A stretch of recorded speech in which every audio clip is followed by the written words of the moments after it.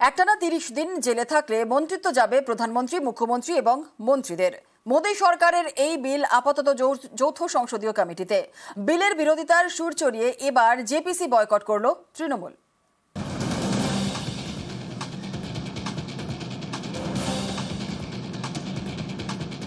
মোদী সরকারের নয়া সংবিধান সংশোধনী বিল ঘিরে ক্রমেই চড়ছে রাজনীতির পারদ। शुक्रवार कोलकाताয় এসে এই বিল নিয়ে সুর ছড়ান প্রধানমন্ত্রী। अगर एक छोटा सा सरकारी कर्मचारी, अगर वो कर्मचारी को किसी पुलिस वाले ने जेल में बंद कर दिया, 50 घंटे में अगर उसको जमानत नहीं मिली और 50 घंटे जेल में रह गया तो ऑटोमेटिक सस्पेंड हो जाता है।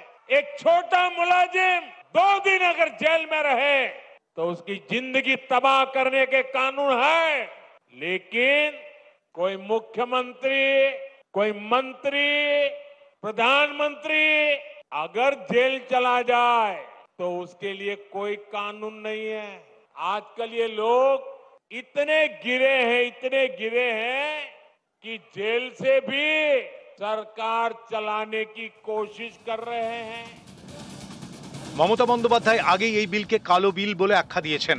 শনিবার তৃণমূল জানিয়ে দিল এই বিল নিয়ে আলোচনার জন্য তৈরি জেপিসি বা যৌথ সংসদীয় কমিটিতে সদস্য পাঠাবে না তারা।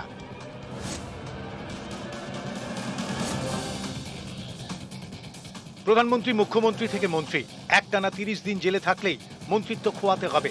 হয় তিনি নিজে ইস্তফা দেবেন, না হলে 31 দিনের মাথায় তাঁর মন্ত্রিত্ব খারিজ হয়ে যাবে। এই মর্মেই সংসদে বিল এনেছে মোদী সরকার। বিল পেশের সময়ই বিরোধীদের বিক্ষোভে উত্তাল হয়ে ওঠে সংসদ।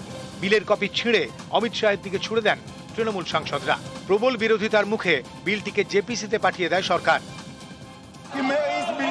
संयुक्त समिति को सौंपने की दरखास्त करने वाला हूं। इस पर संयुक्त समिति जो राज्यसभा और लोकसभा पक्ष और विपक्ष सभी सांसदों की बनेगी, जो इस पर विचार करेगी और आपके सामने लेकर आएगी। জেপিসি বা যৌথ সংসদীয় কমিটিতে রাজ্যসভা এবং লোকসভা দুই কক্ষেরই সদস্য থাকেন। শাসক বিরোধী দুই তরফের সাংসদদের নিয়ে তৈরি হয় জেপিসি। বিল নিয়ে আলোচনা করে তাতে কিছু পরিবর্তন করার থাকলে সেই সুপারিশ দেয় এই জেপিসি। মন্ত্রিত্ব খারিজ হওয়ার এই বিল নিয়ে শুরু থেকেই তৃণমূলের সুর সপ্তমে। তৃণমূল নেত্রী সোশ্যাল মিডিয়ায় লিখেছেন, এই বিল ভারতীয় গণতন্ত্রের আত্মার উপর হিটলারি হামলা। প্রতিবাদে একজোট team India. New bill that the BJP is proposing, we are going back to medieval times when the king could just remove anybody at will. There's no concept of what an elected person is. He doesn't like your face, so he tells ED, put a case, and then democratically elected person is wiped out within 30 days. This is new. BJP की सरकार में डकैती कई तरह की हो रही है, चोरी के ऊपर भी चोरी हो रही है, जमीन की भी है और अधिकारों की भी। अब अधिकारी नहीं आप पे बचेगा, तो ये जो गिरावट हुई है कि उसका कोई भी नाम दे सकते हैं, चोरी नाम दे दें, तानाशाही नाम दे दें। বিরোধিতার সুর আরো এক ধাপ ছড়িয়ে এবার জেপিসি বয়কটের সিদ্ধান্ত নিল Trinamool. News 18 Bangla.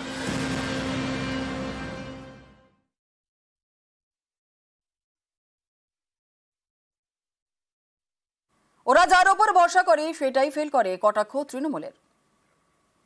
Election commission ঠিক প্রপার টাইমে এসআইআর ঘোষণা করবেন এবং নো এসআইআর নো ভোট, এটা আমাদের দাবি বা আবেদন।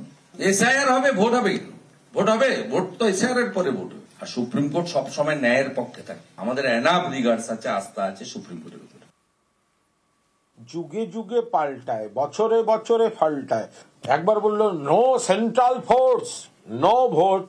ওনাদের নির্বাচন কমিশন, ওনাদের বাহিনী, তারাই বিধানসভা ভোট করেছে, লোকসভা ভোট করেছে, তারপরেও তাদের ভয়ঙ্কর পরিণতি। এই নো এসআইআর, নো অমুক, নো তমুক, এই কথাগুলো আসছে কেন? তার কারণ হচ্ছে ওরা যা যা ভরসা করে, মানুষের উপর ভরসা ছাড়া, তো সেগুলো ফেল করে। বছর করলেই বঙ্গে বিধানসভা ভোট। আগামী শুক্রবার সর্বদলীয় বৈঠক ডেকেছে কমিশন, আর তার আগে তৃণমূল বিজেপি কথার যুদ্ধ। এই মনোজ পন্থ সব জেনেও এর পরিণতি আলাপন ব্যানার্জির মতো হতে চলেছে। 29 তারিখে ইলেকশন কমিশনের ফুল বেঞ্চের মিটিং আছে। আমি আশা করব ইলেকশন কমিশনকে যেভাবে চ্যালেঞ্জ করেছেন, ইলেকশন কমিশনের দায়িত্ব তাদের যে সাংবিধানিক ক্ষমতা আছে সেই ক্ষমতাটাকে বজায় রাখা। আমরা হোপফুল যে ইলেকশন কমিশন খুব স্ট্রং অ্যাকশন নেবেন। যেমন একসময় এরা বলে দিত যে অমুকের বাড়িতে সিবিআই যাবে বা নোটিশ পাবে এরপর, তো তাহলে বলতে হবে যে বিজেপি নেতারাই ঠিক করে দিচ্ছেন কি হবে, অথবা সেন্ট্রাল ইলেকশন কমিশন বিজেপির সঙ্গে কোঅর্ডিনেশন রেখে তারা কাজ করছেন, এরপর আমরা একে এই করব, তোমরা এটা নিয়ে পলিটিক্স করো, এই ধরনের কথা হচ্ছে। নইলে এই কথাগুলো আসবে কি করে, এগুলো বলতে পারেন কি করে? এটা তো নির্বাচন কমিশন, তাদের যে স্বাধীন সত্তা সেটারই পরিপন্থী বিজেপি নেতাদের এই হুঙ্কারগুলো। ভোটার লিস্ট নিয়ে চর্চা, বিরোধী দলনেতার দাবি তৃণমূলের প্রকৃত ভোট 2 কোটির কম, তাই তারা এসআইআর আটকাতে চাইছে। পাল্টা দিয়েছে ঘাসফুল শিবিরও, তাদের দাবি মানুষের ওপর ভরসা নেই বিজেপির, তাই ভোটার লিস্ট নিয়ে মাথা ঘামাচ্ছে। তৃণমূলের অ্যাকচুয়াল ভোট 1,75,80,00,000-এর বেশি নয়, এই জন্য এসআইআর আটকাতে চায়। ভোটার লিস্টের যে লাস্ট 10 বছরের হিসাব এসেছে তাতে ভারতবর্ষে গড় ভোটার সংখ্যা বৃদ্ধির হার হচ্ছে 7%। পশ্চিমবঙ্গে 102টা বিধানসভা, মূলত 9টা বর্ডার ডিস্ট্রিক্টে এই ভোটার তালিকায় গত 10 বছরে বৃদ্ধির হার 20% থেকে 29%। যদি আমরা 100% পরিবারকে পরিষেবা দিতে পারি তাহলে আমরা 100% ভোট টার্গেট করেই এগোবো। কিন্তু গণতন্ত্রে অন্য জায়গায় মানুষ ভোট দেন, কিছু দেবেন। ওরা যে ভোটার লিস্ট নিয়ে মাথা ঘামাচ্ছে, তো ওদের তো মানুষের উপর ভরসা নেই, তাই তো আমাদের তো ভোটারের উপর ভরসা আছে। ফলে বুথ পিছু মিনিমাম 51, ম্যাক্সিমাম 100, এই পার্সেন্টেজের উপর তৃণমূল কংগ্রেস কনসেন্ট্রেট করছে। ভোটার কার্ড বন্টনে ছবি তোলার নির্দেশ, ভোটারের বাড়িতে এপিক পৌঁছে দেওয়ার সময় ছবি, যিনি এপিক নিচ্ছেন তার সই ছবি তুলে রাখার সিদ্ধান্ত। আর ডিজিটাল এভিডেন্স হিসেবে 6 মাস তথ্য সংরক্ষণ ডাক বিভাগের। কার হাতে এপিক দেওয়া হলো সেই তথ্য সংগ্রহের নির্দেশ কমিশনের। সই করার সময় পুরো নাম লিখতে হবে বলেও নির্দেশ।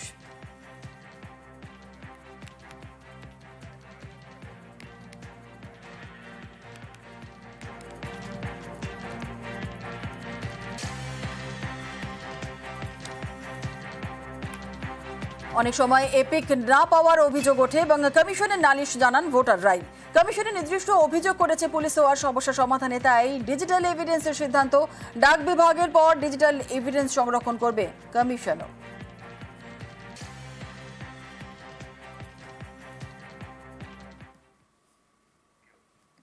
বাংলার বাইরে বাংলায় কথা বলে হেনস্থার শিকার, বাংলাদেশি বলে দাগিয়ে দেওয়ারও চেষ্টা, প্রতিবাদে সরব প্রেসিডেন্সির প্রাক্তনীরা।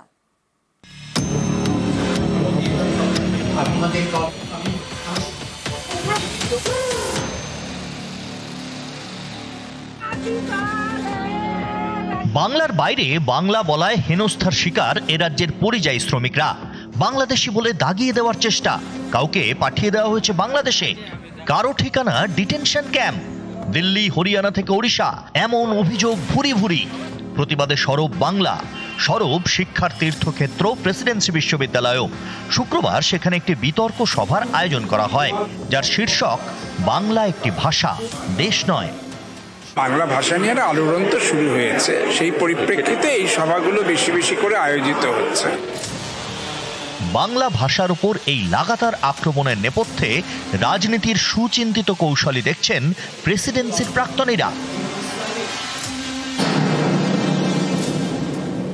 বাংলা ভাষা বলার জন্য যদি বাংলাদেশি অপব্যাখ্যা করে তাদেরকে বাংলাদেশি বলে চিহ্নিত করা হয়, দাগিয়ে দেওয়া হয়, বের করে দেওয়ার একটা চেষ্টা হয়, যেটি আজকের দিনে একটি জ্বলন্ত সমস্যা। বাংলা একটি ভাষা, দেশ নয়। হিন্দিকেই ভারতবর্ষের মূল ভাষা হিসেবে চাপানোর একটা চেষ্টা হচ্ছে। হিন্দির সঙ্গে একটা হিন্দুত্ববাদী রাজনীতি, সেটাও মাথা তুলে দাঁড়াচ্ছে। এটা গোটাটাই একটা রাজনৈতিক প্রকল্প, এক দেশ এক ভাষা, মানে সবই এক। ফলে সেখানে যদি হিন্দি ভাষার প্রাধান্য প্রতিষ্ঠা করতে হয় তাহলে তো অন্য ভাষাগুলোকে দুর্বল করতে হবে। তো বাংলা ভাষাকে দুর্বল করার জন্য এটা একটা প্রক্রিয়া। বাংলার যারা পরিযায়ী শ্রমিক তাদের একটা বড় অংশ ধর্মে মুসলমান, ফলে তাদের হেনস্থা করারও তো একটা ব্যাপার নিশ্চয়ই আছে।